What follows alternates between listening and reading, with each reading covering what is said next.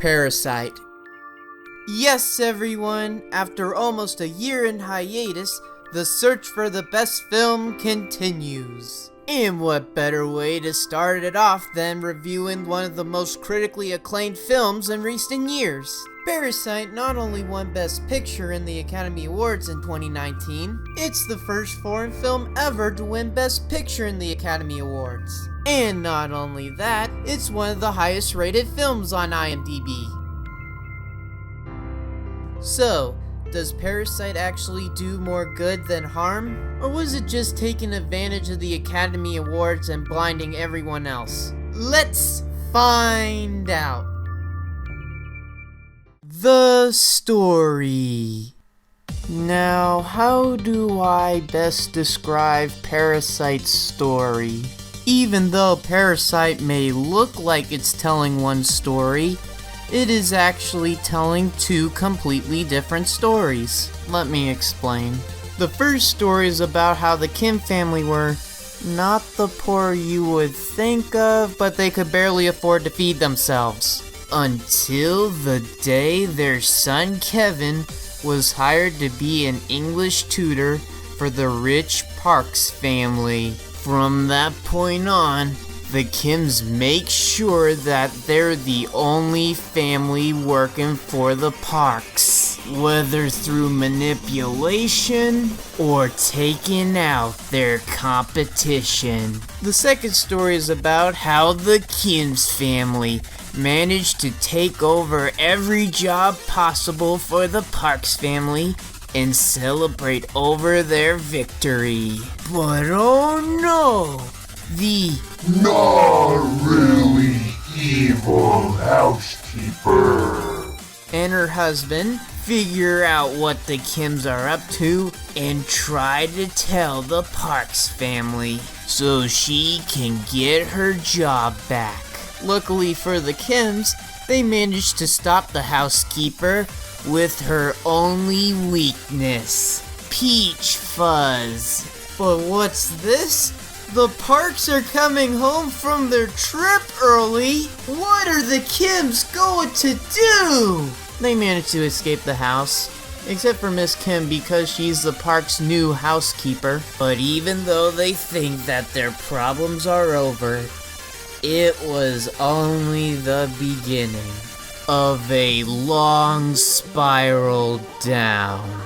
If I wanted to be honest, the film's story could be separated to make two completely different films. Just add 10, maybe 15 minutes to each story and change the characters up, and boom, you have a double feature right there. And yet, it's the worst thing the director could have done. These stories work so well together in this film that to separate them would just ruin the film, or I should say films. If you don't have the first story, then it's just about how a family's life goes downhill for no reason. But if you don't have the second story, yeah, it might have been fun to watch, but what was even the point of all of this? I learned ding dang nothing from it. I could have watched The Wall for 2 hours and learned as much as this film if it didn't have the second story. The film may have two stories that could potentially be their own separate films, but without having one or the other, this would easily not have been the masterpiece everyone says, and it would just be a complete mess. The cinematography. While I wouldn't say Parasite has the best cinematography, or even tries to innovate it, the film uses it to its full potential to enhance the story and further character development. First, let's talk about how the film itself looks. The film gives off a look that very well succeeds at being as natural as possible.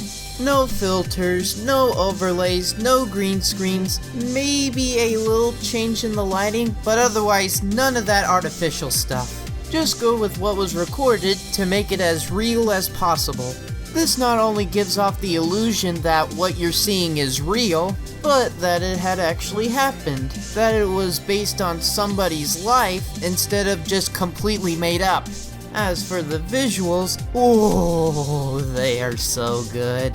Like there are stairs that either represent somebody going higher in status or very low down, or the rambunctious crowded town of the Kim's family to the peaceful backyard of the Parks family without a single soul in sight. And even how sewage water flooding the Kim's house symbolizes how the Kim's life for the rest of the film will become you know what.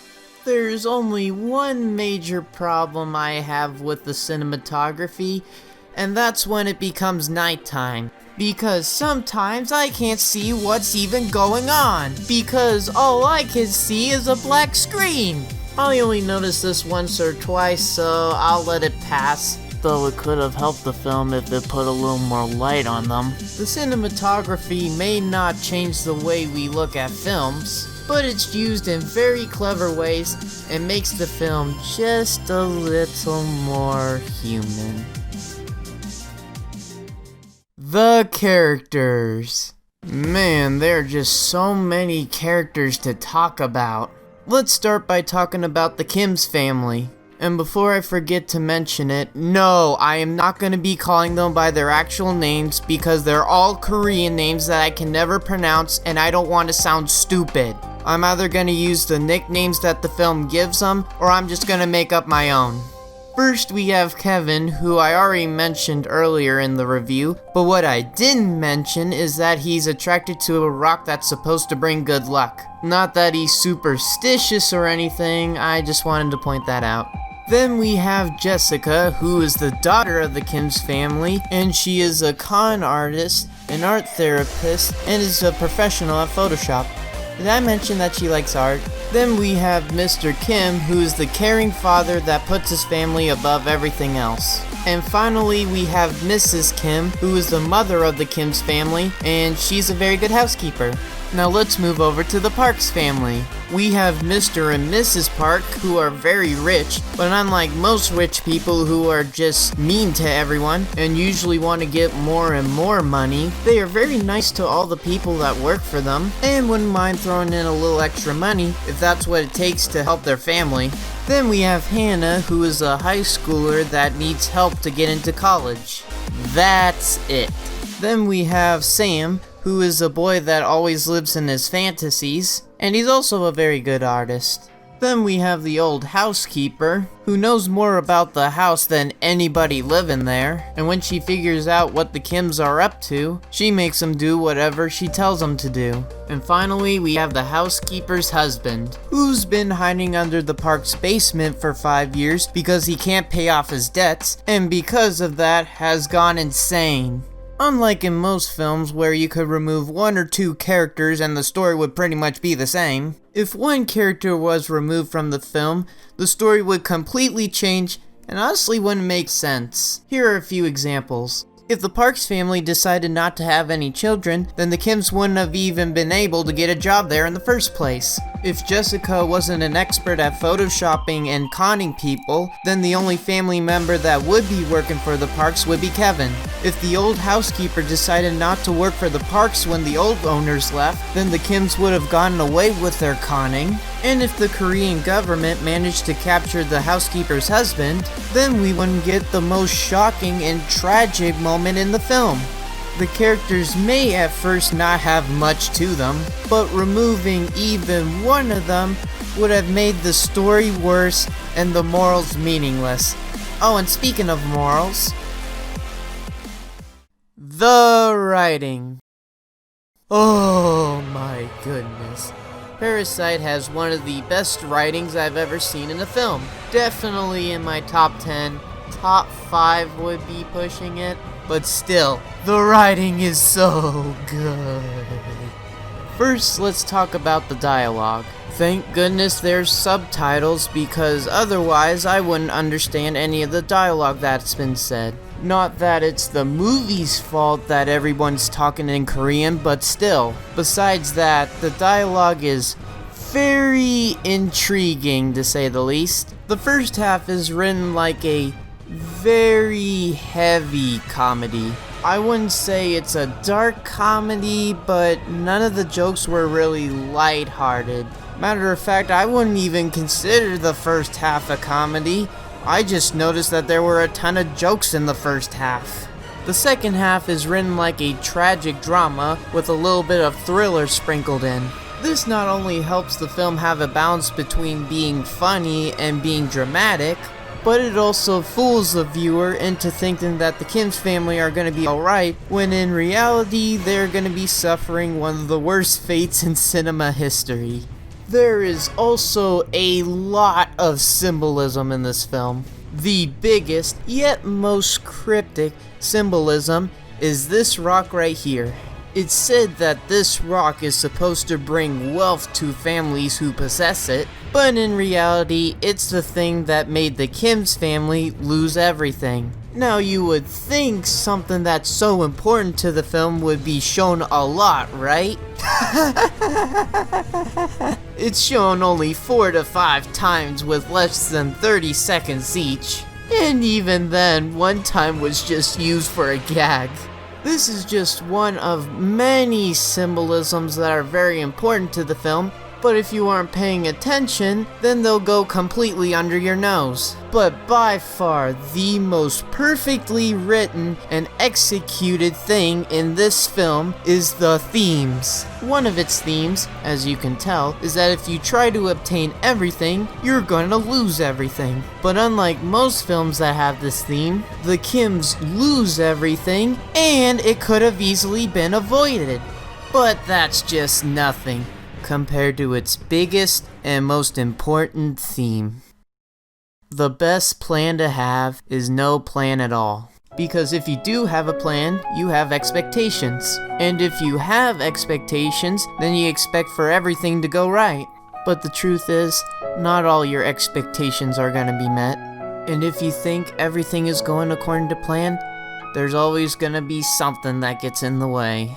Life is just full of surprises, and only God knows how your life's gonna turn out. So if you don't have a plan and have no expectations in life, you'll find out that life is better than you thought, and be a little more joyful.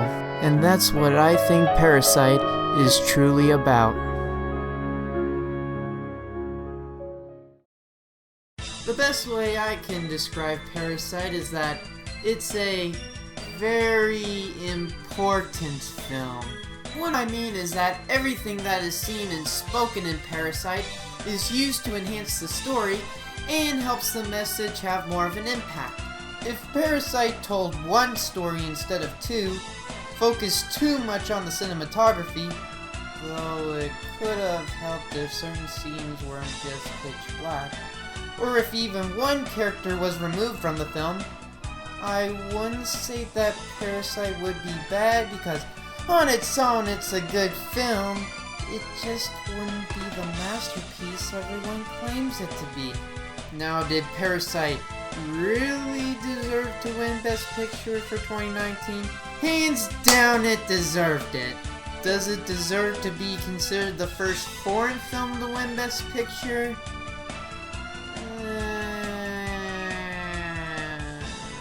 Here's my problem with that. The Academy Awards should have already let 3 or 4 foreign films win Best Picture by now. And the fact that it took the Academy Awards 92 years to finally let a foreign film win Best Picture kind of really says how the Academy Awards really disrespect foreign films. Anyways, back to Parasite.